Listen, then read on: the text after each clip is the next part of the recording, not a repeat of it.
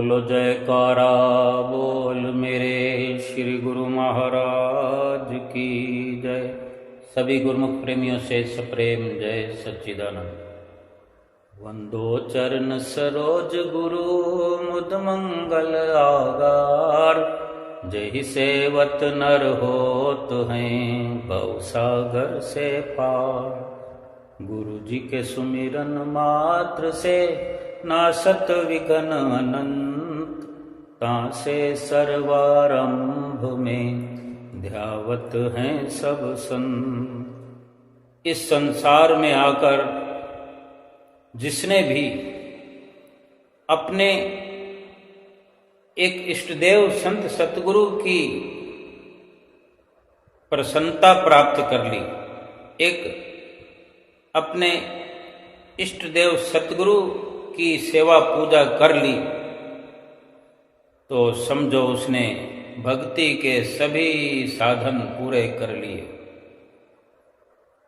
शास्त्रों में आद जुगाद से लिखा आया है और ये इंसान पढ़ता रहा है, संतों महापुरुषों के मुखारविंद से सुनता रहा है। अनेक अनेक ग्रंथों में ये वर्णन आया है। सब आए उस एक में डाल पात फल फूल। अब पाछे कछु क्या रहा गही पकड़ा जब मूल। बड़े सुंदर सुंदर शब्दों में, सरल शब्दों में विस्तार से संतों ने महापुरुषों ने अपने अपने वक्त में हम जीवों को समझाया है, समझाते रहे हैं। आज भी हमें श्री परमहंसों का सानिध्य मिला है, उनकी शरण संगति मिली है, श्री दरबार मिला है, ये सुंदर गुरुमुखों का परिवार मिला है। रोज नित्य प्रति ऐसे सुंदर सुंदर वचन सुन करके हम अपना लोक परलोक सुहेला कर रहे हैं। महापुरुष फरमाते हैं कि जैसे जड़ को सींचने से पत्ते और शाखाएं अपने आप हरी भरी हो जाती है। कोई भी जो पानी देता है पेड़ को, कभी हमने नहीं देखा कि वो जड़ को छोड़ करके पत्तों को अलग, शाखाओं को अलग, फूलों को अलग, फलों को अलग पानी देता हो। नहीं, केवल जड़ में पानी हर कोई देता है और ये समझता भी है कि पानी जड़ में अगर दे दिया गया है तो पत्ते, फल, फूल यानी जड़ें जिस प्रकार नीचे जमीन में हुआ करती हैं, वहां पानी देने से पेड़ की ऊंचाई चाहे कितनी भी हो, ऊपर के ऊपर तक कोई शाखा है, डाल है, फल है, फूल है या कोई पत्ता है, हर उस पत्ते को जड़ों में दिया हुआ पानी बड़ी सहजता से पहुंच जाता है। यानी केवल एक समझ है ये इंसान का समझदार रवैया है कि वो सारी मेहनत से अधिक मेहनत करने से बच जाता है। केवल जड़ में पानी दिया और पूरे पेड़ को हरा भरा करने का काम हो गया। इसी प्रकार महापुरुष फरमाते हैं कि जैसे केवल जड़ को सींचने से पत्ते, शाखाएं, फल, फूल सब हरे भरे हो जाते हैं, इसी प्रकार वक़्त के पूर्ण, जैसे कि हमें वक़्त के परिपूर्ण महापुरुषों का संग साथ मिला है, उनकी शरण संगति मिली है। सतगुरु की सेवा करने से सतगुरु की पूजा अर्चना आराधन करने से आत्मा में हरियाली हो जाती है, इस जीव की आत्मा हरी भरी हो जाती है। क्योंकि सतगुरु जो हैं परमात्मा का रूप हैं और नर रूप में सतगुरु के रूप में इस धराधाम पर अवतरित हुए हैं, और जो अपने आत्म स्वरूप से अपने आप को आत्मा जान करके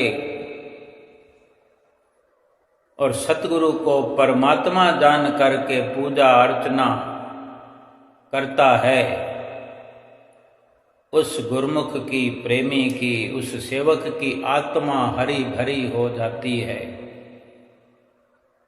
या कहें कि सतगुरु की पूजा करने से अगर आत्मा हरी भरी हो जाती है, तो बताओ फिर बाकी जितने भी अनेक साधन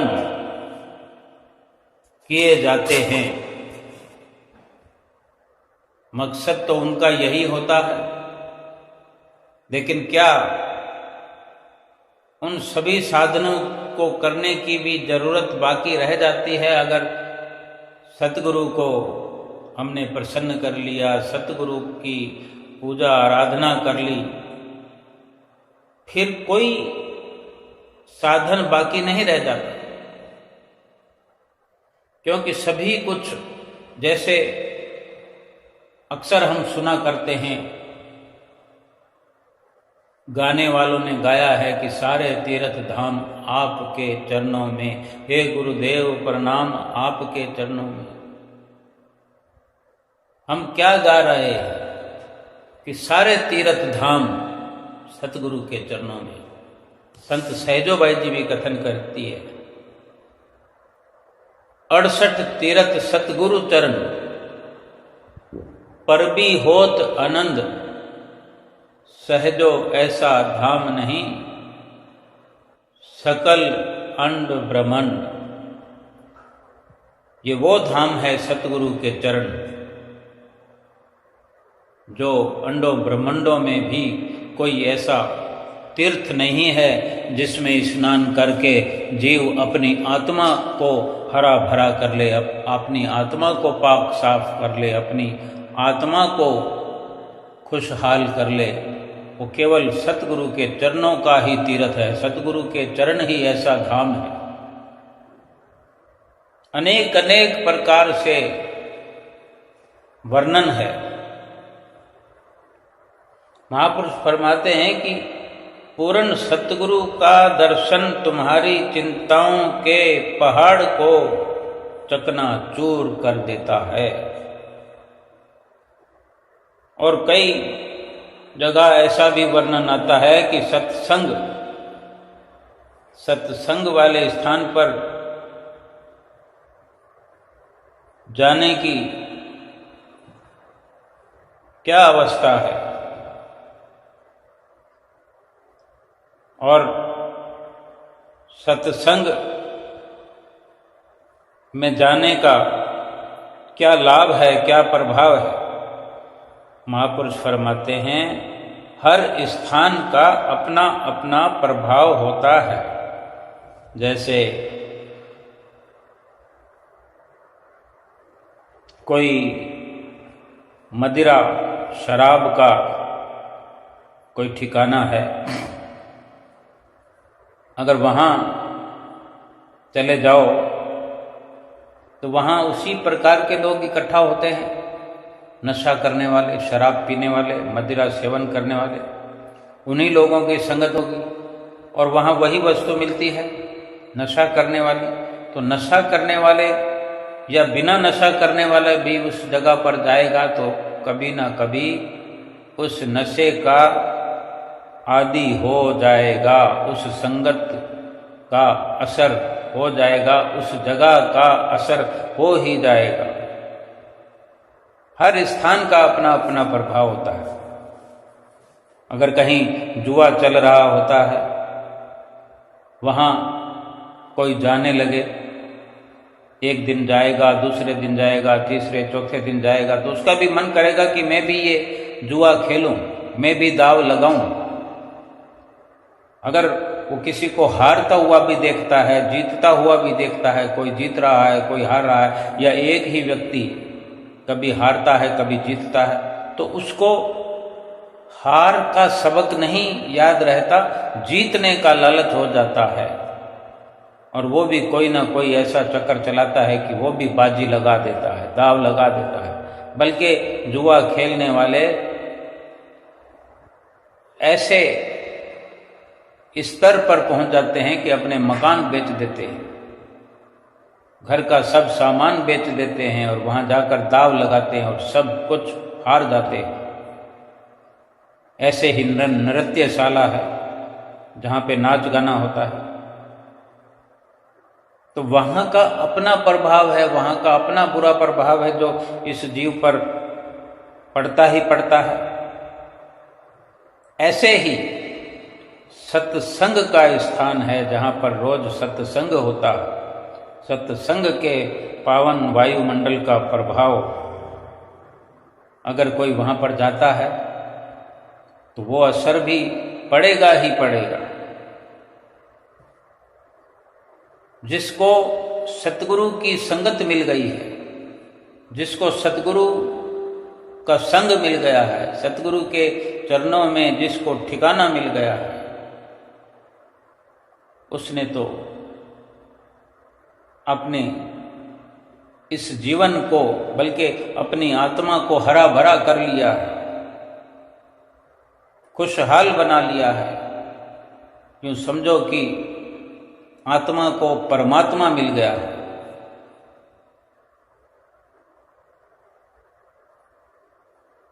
एक सच्चा सेवक वही होता है जो सतगुरु के सानिध्य में, सतगुरु की शरण संगति में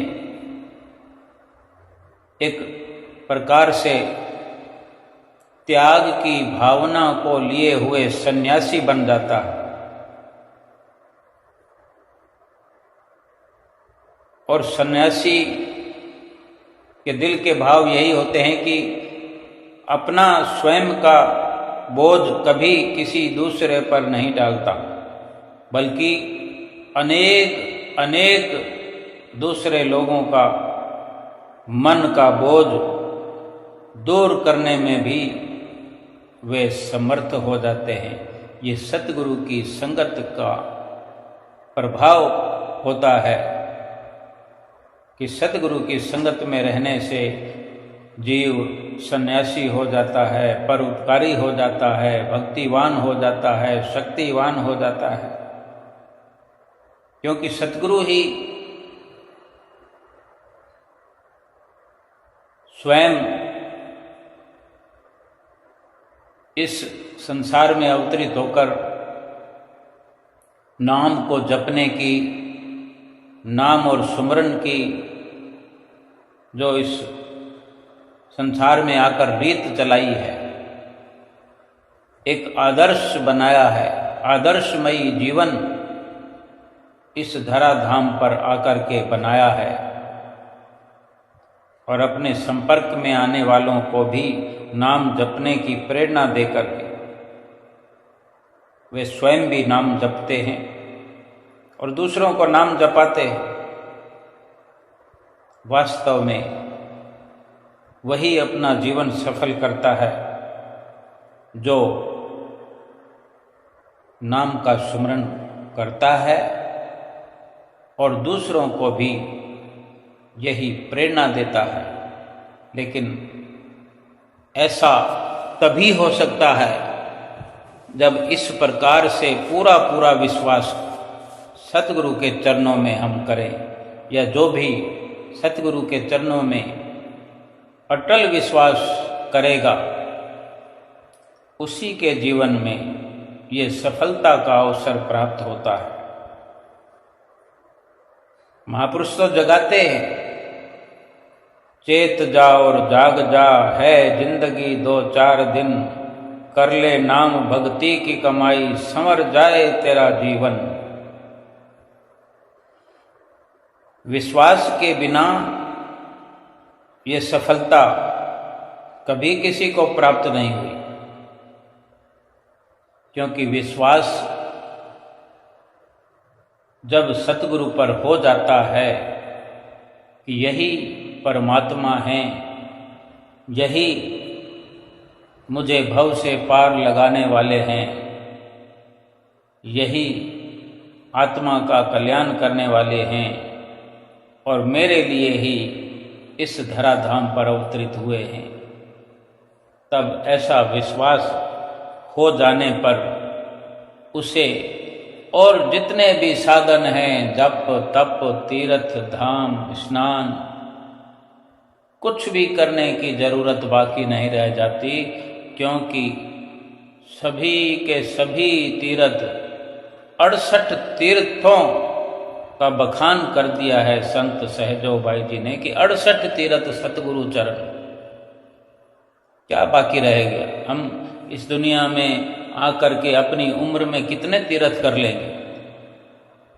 1 2 3 4 5 10 20, सभी के सभी तीर्थ एक ही इंसान कर पाए, ये संभव ही नहीं।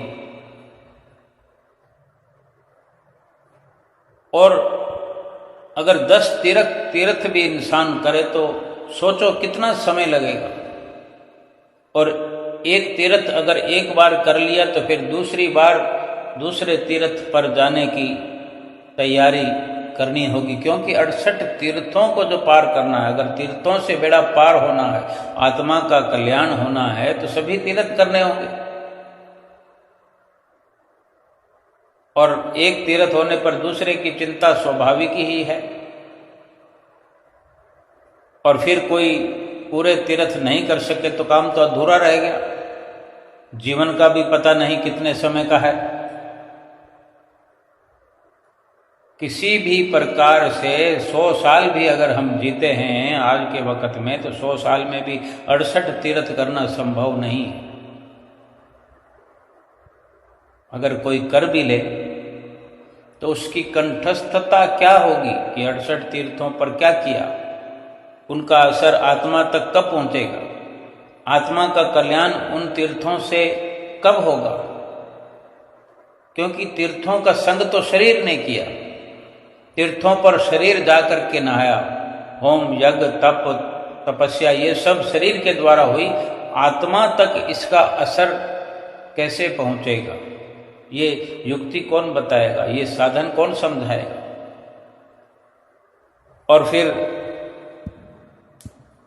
सतगुरु के चरणों में अगर 68 तीर्थ हैं, ये विश्वास जिसको हो जाए तो जितनी बार सतगुरु के चरणों में पहुंचेगा उतनी बार 68 तीर्थों का फल मिलेगा। या जितने दिनों तक सतगुरु के चरणों में रहे उतने दिनों तक जब जब दर्शन करेंगे, जब जब सतगुरु के चरणों में माथा टेकेंगे, 68 तीर्थों का फल मिलता रहेगा, मिलता रहेगा, मिलता रहेगा। क्या महिमा सत्संग की है, क्या महिमा सतगुरु के चरणों की है। ऐसा भी वर्णन है कि संत मिलन को जाइए तज माया अभिमान, एक एक जो पग धरे 100 यज्ञ समान। ये आद जुगाद से लिखा गया है। संतों महापुरुषों ने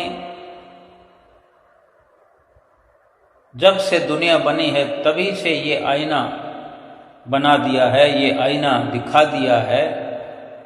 लेकिन जब तक विश्वास हमें ना हो, यूं तो संतों महापुरुषों की नज़दीकी में हजारों की तादाद में लोग बैठे होते हैं, सत्संग सुनते हैं, माथा भी टेक रहे होते हैं,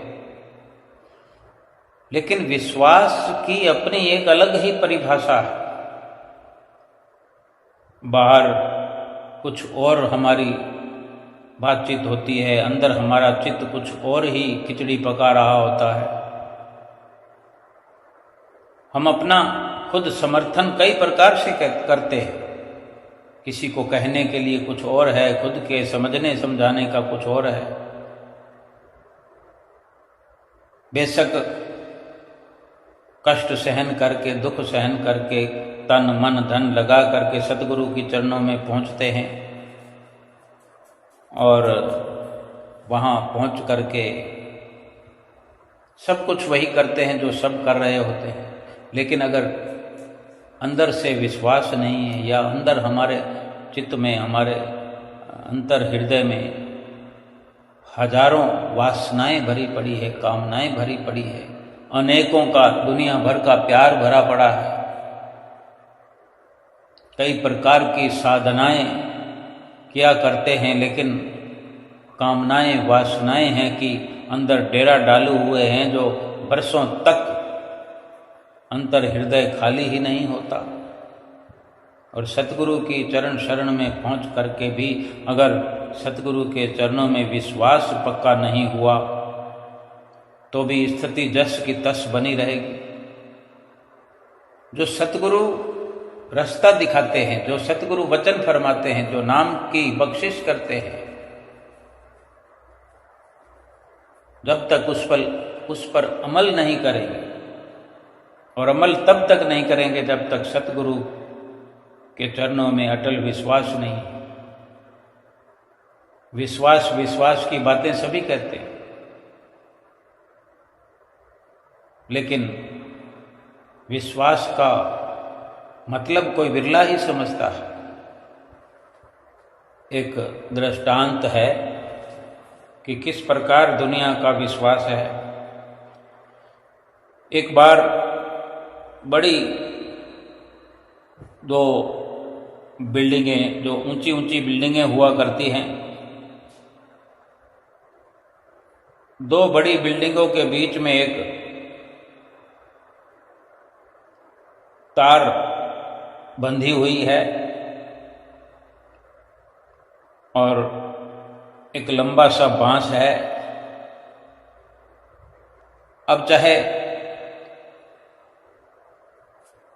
बिल्डिंगें तो लंबी लंबी होती है, किसी भी एक मंजिल या दो मंजिल पर बांध दिया है, अगर सोच लो 10 मंजिल पर भी वो तार बांध दिया है, 15 फुट की मंजिल पर, 10 फुट की या 15 फुट की ऊंचाई पर वो दो बिल्डिंगों के बीच में तार बंधा हुआ है, रस्सा बंधा हुआ है, और उस रस्से पर, तार पर एक नट है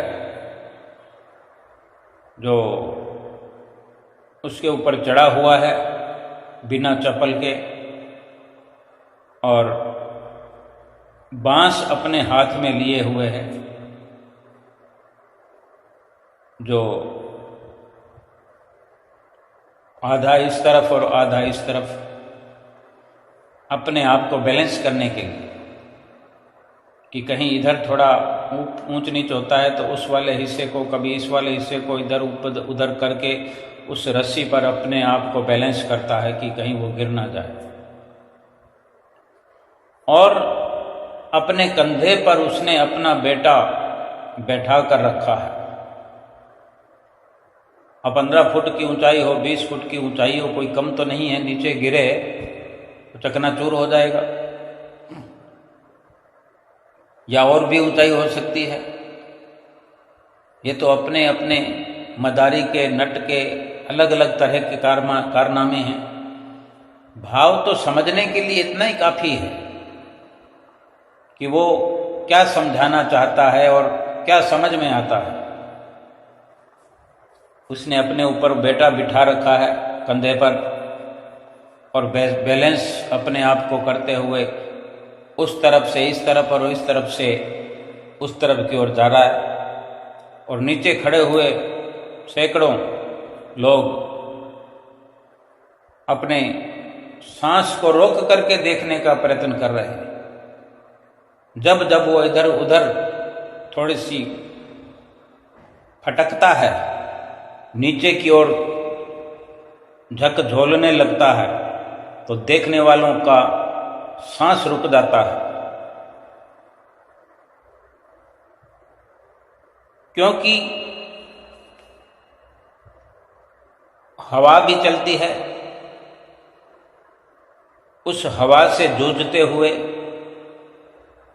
और रस्से की ऊंच नीच रस्से पर अगर चलता है तो रस्सा ऊंचा नीचा होता है, कि अपने पैर रखे हुए रस्से पर और अंगूठे और अंगुली के बीच में उस रस्सी को फंसाए हुए, किस तरह वो अपने आप को बैलेंस करता है सभी प्रकार की मुसीबतों को झेलते हुए।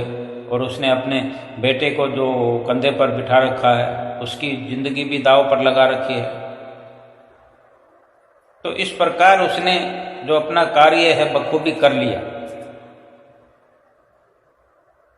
एक बार ही इधर से उधर पहुंच करके वो पूरी उस भीड़ की तालियों की गड़गड़ाहट प्राप्त कर ली।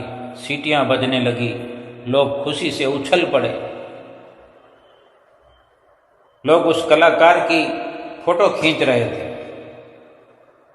और उसके साथ सेल्फी ले रहे थे, उससे हाथ मिला रहे थे।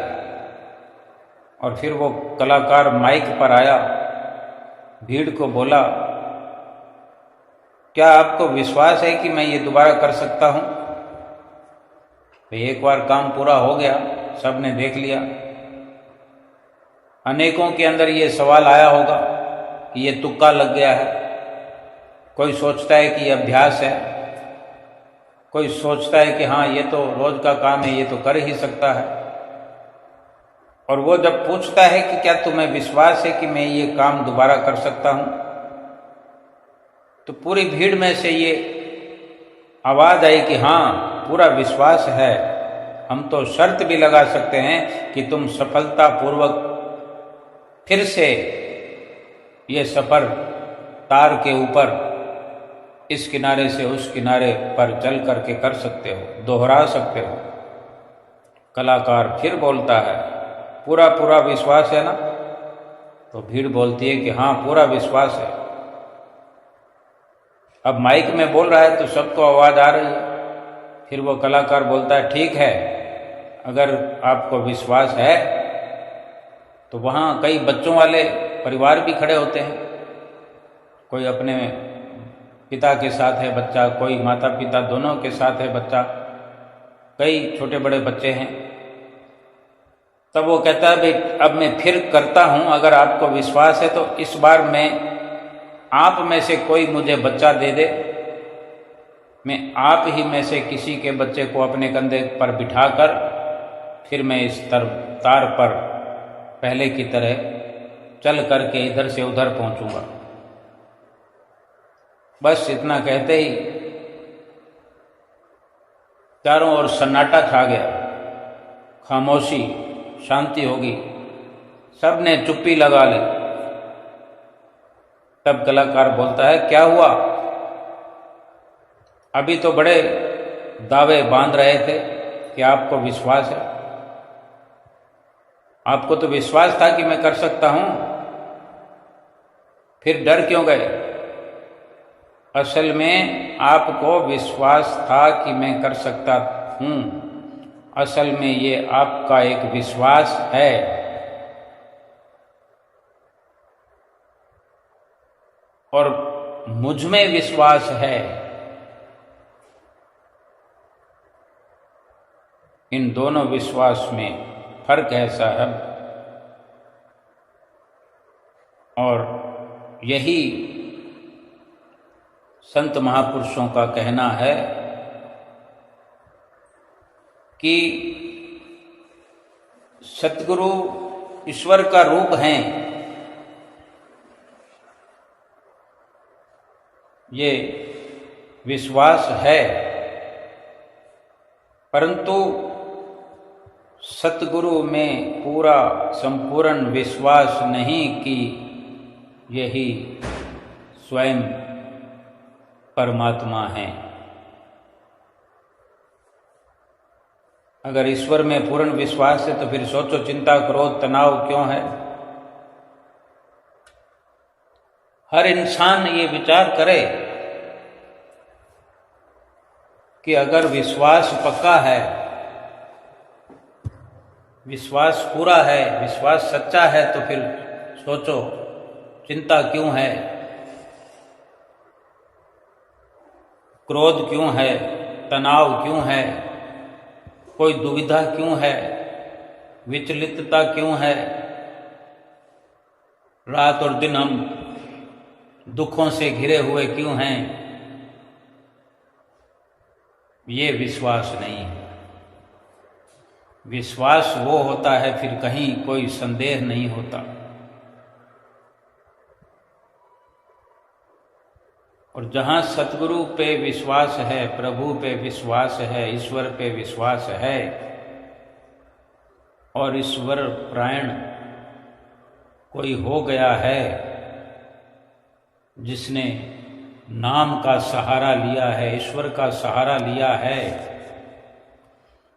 फिर चिंता की कहाँ बात है, फिर चिंता कहाँ रह जाती है। जहां विश्वास है वहां चिंता नहीं रहती, वहां तनाव नहीं रहता, क्रोध नहीं रहता। आ जाए थोड़ी देर के लिए, क्रोध आ जाए थोड़ी देर के लिए, चिंता हो जाए थोड़ी देर के लिए, तनाव हो जाए, लेकिन वहां रह नहीं सकता।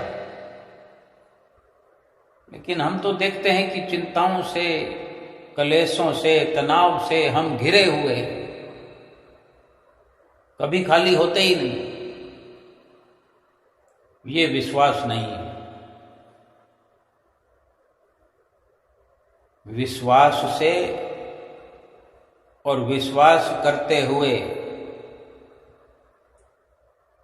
सतगुरु के इशारों को समझते हुए, उनके बताए रास्ते पर चलते हुए चिंता फिकर तो रह ही नहीं सकता। एक गुरु जी से किसी ने पूछा, जिंदगी में चिंता बहुत सताती है, तो बहुत सुंदर उत्तर दिया गुरु जी ने कि आप कुछ कर सकते हो, क्या आप समझते हो कि आप कुछ कर सकने वाले हो?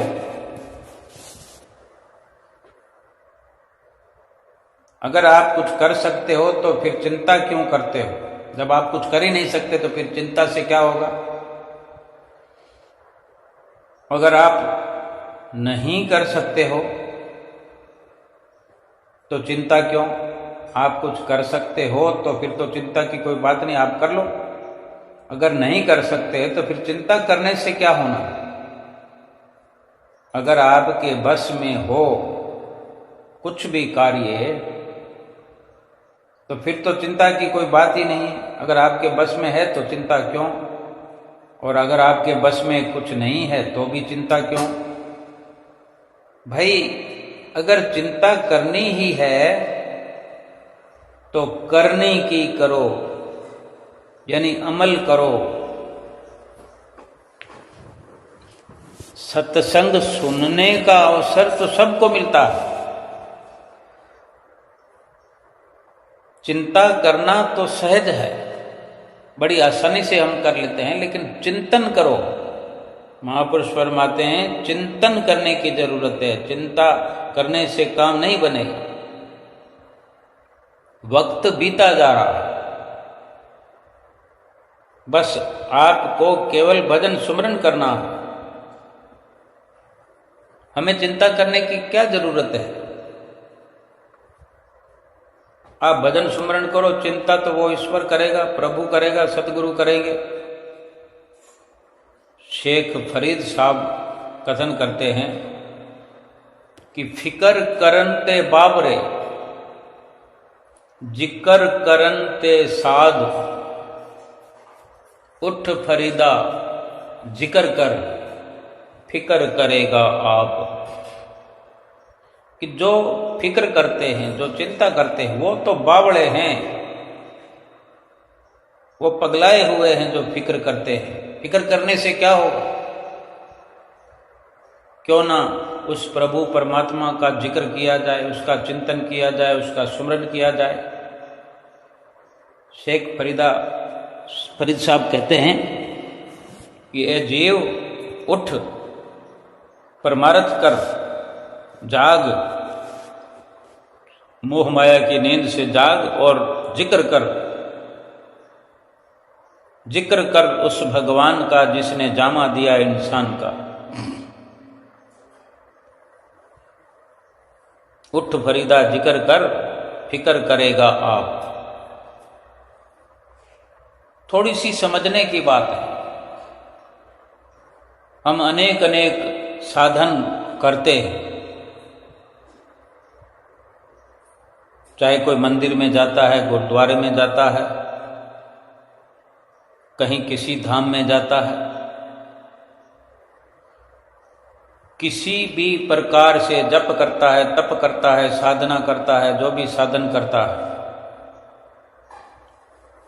सभी लाभ उठा सकते हैं। लेकिन हम केवल सतगुरु के अनुयायी हैं तो हम इस माध्यम से ही समझते हैं कि हम अपने सतगुरु के चरणों में जाते हैं। सतगुरु की प्रसन्नता की हम बात कर रहे हैं। सतगुरु की जिसको प्रसन्नता प्राप्त करनी हो, जिसने सतगुरु के चरणों में अटल विश्वास रखा हो, जिसने सतगुरु के चरणों में ये समझ लिया हो कि 68 धाम हैं, और एक सतगुरु के चरणों में पहुंचकर ही अटल विश्वास करते हुए सभी तीर्थों का जो सिरमौर है उसी में अपने मन को लगा दिया, अपने मन को गोता लगा दिया और लगाए चले जा रहे हैं। और इसके साथ ही जो अलग अलग साधन सतगुरु के चरणों में भी अगर कोई पहुंचकर करता है, कोई भेटा पूजा करता है, कोई किसी प्रकार के उपहार वगैरह किसी भी प्रकार से प्रसन्न करना चाहते हैं, तो क्या हम ये समझते हैं कि सतगुरु को हमारे आडंबरों की जरूरत है? हम अपने भाव से, शुद्ध विचार से कुछ भी हम सतगुरु को भेंट करते हैं, अच्छी बात है। सतगुरु हमारा मान बढ़ाते हैं, हौसला बढ़ाते हैं, स्वीकार करते हैं। लेकिन क्या हम अपनी चिंताओं को सतगुरु के चरणों में भेंटा नहीं कर सकते? अपनी सभी प्रकार की चिंताओं को सतगुरु के चरणों में अर्पण कर दें और वही संकल्प कर दें कि सतगुरु आज से हमारी चिंताएं आप करो, और हमें क्या करना है उसके बदले में आप आदेश करो। तो हमारे तो बिना पूछे ही सतगुरु रोज आदेश कर रहे हैं, रोज हमें चिता रहे हैं। कल भी चिताया था 2-3 बार, आज भी चिता रहे हैं, कल भी चिताएंगे। जहाँ श्री गुरु महाराज जी पहुँचते हैं, चाहे 2 घंटे के लिए भी पहुँचते हैं, गुरुमुख प्रेमी वहां पहले से इंतजार कर रहे होते हैं। सबके लिए एक ही संदेश है कि चिंतन करो, अमल करो। जो गुरुमुख प्रेमी अपनी चिंताओं को सतगुरु के हवाले कर देता है और ये सोच लेता है कि मैं कुछ कर सकने में कोई सामर्थ्य नहीं रखता, ये सामर्थ्यता मेरे सतगुरु की है, वो सभी कुछ करने में समर्थ हैं, फिर भी कोई दुख मुझ तक आता है, कोई कष्ट मुझ तक आता है, ये मेरे सतगुरु की कृपा है, सतगुरु की ओर से आया हुआ प्रसाद है, ये सतगुरु की मौज है कि मैंने दुख को फिल्टर करके, दुख को काट छांट के, संवार करके तुम्हारे पास भेजा है, तुम इसे सहज में भोग लो, हंसते हंसते हुए सहन कर लो। उस दुख में भी सतगुरु का आशीर्वाद भरा होता है, क्योंकि जब हमने अपनी सारी चिंताएं, दुविधाएं सतगुरु के हवाले कर छोड़ी होती है और हम सतगुरु के कहने में चल पड़े होते हैं कि हमने चिंताएं सतगुरु के हवाले कर दी और सतगुरु ने हमें चिंतन करने का, सुमरन करने का आदेश दे दिया और बखूबी हम सतगुरु की प्रसन्नता प्राप्ति में लगे हुए हैं। हमारा ऐसा अटल विश्वास है तो सोचो जिसको इस सृष्टि के मालिक, 3 लोक 9 खंड के मालिक जो सतगुरु हैं, कर्ता करे न कर सके, गुरु करे सो होय।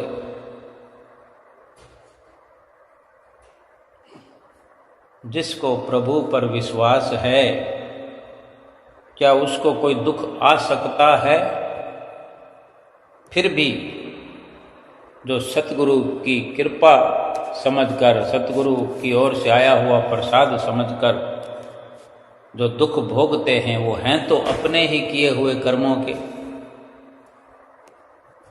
शरीर इन दुखों को भोगने में, अपने किए हुए कर्मों का हिसाब किताब करने में अगर पूरा नष्ट भी हो जाए तो सोचो शरीर मिला किस लिए था? इसीलिए तो मिला था कि जो हिसाब किताब 84 लाख योनियों के हैं, जन्म जन्मांतरों के हैं, इस मनुष्य जीवन में सतगुरु से मुलाकात हो जाए, सतगुरु से रूबरू मिल करके इस भेद को पा लिया जाए, सतगुरु से युक्ति सीखकर, सतगुरु से नाम की बख्शिश प्राप्त करके, सुमरन करके, और ये दुख और सुख का जो सिलसिला है इसी जीवन में समाप्त कर दिया जाए। फिर इसके बाद में न दुख की जरूरत है, न सुख की जरूरत है। दुख और सुख तभी जरूरत है जब ये शरीर मिलता है। और दुख सुख तो हम कहते हैं, लेकिन संपूर्ण तौर पर तो इस संसार में आना ही एक दुख है। सुख क्या है ये समझना। हमने अपने जीवन में नाम और सुमरन के बिना, नाम सुमरन के अलावा, सतगुरु की नज़दीकी के अलावा जो भी वक्त व्यतीत किया है, जो शरीर हमारा पल पल करके विनाश की ओर चल रहा है, जो श्वास समाप्त हो रहे हैं, श्वासों का खजाना खाली हो रहा है, जो उम्र समाप्ति की ओर है, कौन सा सुख पाया और कौन सा दुख पाया? जो कुछ इस शरीर पर दिखाई दिया, ना तो सुख दिख रहा है अभी, ना दुख दिख रहा है। जो समय व्यतीत हो गया, अब समय व्यतीत होने के साथ सब मिट जाए, उसका क्या बखान करना कि वो सुख था कि वो दुख था। हमने ऐश किए हैं, हमने सुख पाया है, हमने मौज की है, कहाँ है वो? कोई कहे कि मैंने कल रसगुल्ले खाए थे, रसमलाई खाई थी, गोंद पाक खाया था, बादाम कतली, काजू कतली खाई थी, मौसमी का जूस पिया था, और कोई जिसे बताया जा रहा है वो पूछ ले कि आज क्या खाया, कि आज तो सुबह से भूखा बैठा हूँ। तो कल खाए हुए पदार्थों को याद करने से आज भूख मिट सकती है? लेकिन असल में ना तो सुख रहा ना दुख रहा। जो रहता नहीं है, जो टिकता नहीं है, वो माया है। किसी भी रूप से जो टिकने वाली चीज नहीं है वो माया है, और माया का कोई अस्तित्व नहीं है। एक अंधेरे का नाम माया है। माया एक अंधेरा, और माया के अंधेरे में, माया की गुमनामी में ये जीव चलता चला जा रहा है और गिनतियां गिन रहा है। इतने सुख पाए, इतने दुख पाए, इतना धन पाया, इतना कुटुंब पाया, इतना ये, इतना वो। जैसे छोटे छोटे बच्चे कंचों से खेलते हैं, या वो पत्थर वाले गिट्टे इकट्ठे कर लेते हैं, चुन लेते हैं, उनको उनसे भी प्यार होता है। आपस में जो कई बच्चे खेलते हैं, कंचे खेलते हैं, एक दूसरे की तरफ लुढ़काते हैं या चोट लगाते हैं, बाजी जीत लेते हैं। कई प्रकार के खेल होते हैं। कोई अच्छा खिलाड़ी है या इत्तेफाक से सभी के कंचे एक के हाथ में आ जाते हैं, जीत जीत कर वो एक तरफ इकट्ठा कर लेता है। कितनी खुशी होती है और उनको कितना मलाल होता है कि हम हार गए, आज इसने बाजी मार ली। आज जो हमारी 40-50 साल की उम्र है, 30 साल की उम्र है या और अधिक है, आज हम वो कंचे खेलना पसंद करेंगे? कंचों वाली हार जीत पसंद करेंगे या दुख या सुख मनाएंगे जीतने पर? ऐसा कुछ भी नहीं करेंगे, क्योंकि हम उनसे ऊपर उठ गए। आज वही कार्य हमारे बच्चे कर सकते हैं। छोटे छोटे बच्चे, पोते दोते, वो उस खेल को खेल सकते हैं। उसमें हर्ष शोक सुख दुख मान सकते हैं, हार जीत मान सकते हैं, रोना धोना भी हो सकता है। और हम उन्हें ढांढस बधाएंगे कि कोई बात नहीं, तुम्हें और ला देंगे, थोड़े से पैसों में, थोड़े से रुपए में बढ़िया बढ़िया कंचे, बहुत सारे कंचे आ जाते हैं। हमें क्यों नहीं दुख सुख है? क्योंकि हम समझ गए ना वो सुख है ना दुख है। ऐसे ही संसार की सभी स्थितियां परिस्थितियां ना कोई सुख देने वाली है ना दुख देने वाली है। हम इनसे ऊपर तभी उठ सकते हैं जब सतगुरु के चरणों में, सतगुरु में हमारा संपूर्ण विश्वास हो, अटल विश्वास हो। सुख तभी मिलेगा, वहां फिर दुख नहीं है। जहां सुख और दुख दोनों हैं वो माया है। सतगुरु की संगत में दुख नहीं है, वहां केवल सुख है, वहां केवल शांति है, वहां केवल प्रकाश है, वहां केवल भक्ति है। संसार में माया भी है, भक्ति भी है, सुख भी है, दुख भी है, लेकिन संसार पूरा का पूरा दुख रूप है, कोई सुख नहीं है। सीधी सी बात है, सुख वाली जगह पर सुख मिलता है, दुख वाली जगह पर दुख मिलता है। संसार में सुख और दुख दोनों हैं। इसका मतलब यही है कि संसार में ही प्रभु परमात्मा सतगुरु के रूप में अवतरित हुए हैं। उनकी चरण शरण में जो जाता है, उनकी चरण शरण जो अपनाता है, उनके आज्ञा और हुक्म में जो चलता है, वो सुखी है, वहाँ सुख है। उसने सुख पाया, उसको सुख ही सुख मिलता रहेगा।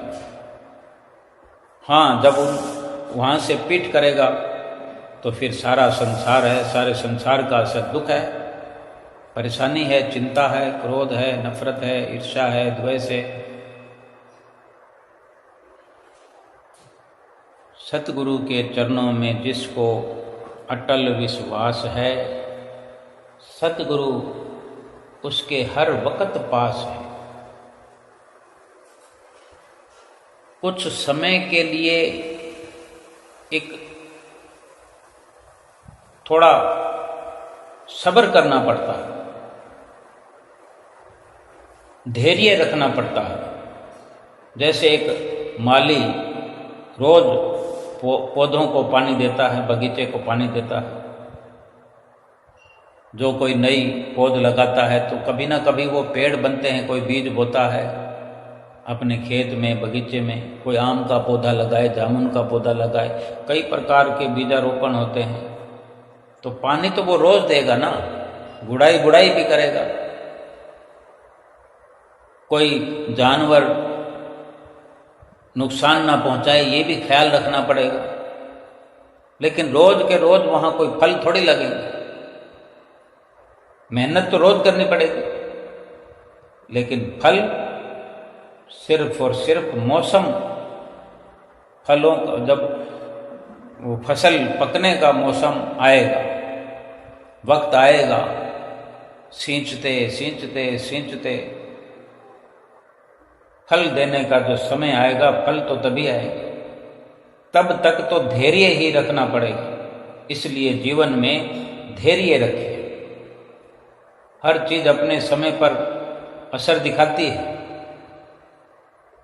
हमें रोज का रोज सुमरन करना है। हम रोज सुमरन तो करते हैं, लेकिन थोड़ी थोड़ी देर में सोचते हैं कोई फायदा तो हुआ नहीं, कोई फायदा तो हुआ नहीं, कोई लाभ तो हुआ नहीं। ना तो हम विश्वास करते हैं, ना हम धैर्य रखते हैं, ना अभ्यास करते हैं, तो लाभ कहाँ से होगा। रोज के रोज सुमरन करें, पूरा का पूरा समय खर्च करें, पूरा विश्वास रखें, और अंदर से विश्वास एक इस प्रकार का अटल विश्वास अपने अंदर भरपूर रखें कि मेरे सतगुरु ही परमात्मा है और मैंने परमात्मा से अपना रिश्ता जोड़ा है, परमात्मा से संबंध जोड़ा है। ये रिश्ता सच्चा है, पाक है, साफ है, ये सुख देने वाला है, ये भव से पार कराने वाला मेरा रिश्ता है। जो सतगुरु ने सिमरन बख्शा है, ये सिमरन ही हमारा लोक परलोक संवारने वाला है। और इसी के आधार पर हम सुमरन करते जाएं, करते जाएं, करते जाएं। एक घड़ी वो आएगी कि सुख ही सुख बरसने लगेगा, इतना कि हम इकट्ठा नहीं कर पाएंगे। इतना सुख बरसेगा रोम रोम में कि हमारे जिह्वा से अचानक यही वाह वाह की आवाज़ बुलंद होती चली जाएगी। भीतर ही भीतर सच्चे शाश्वत सुख का, आनंद का स्रोत फूटेगा, झरना फूटेगा और सतगुरु का आशीर्वाद बरसेगा, सतगुरु की प्रसन्नता होगी। हमारा लोक सुखी परलोक सुहेला हो जाएगा। बोलो जयकारा बोल मेरे श्री गुरु महाराज की जय।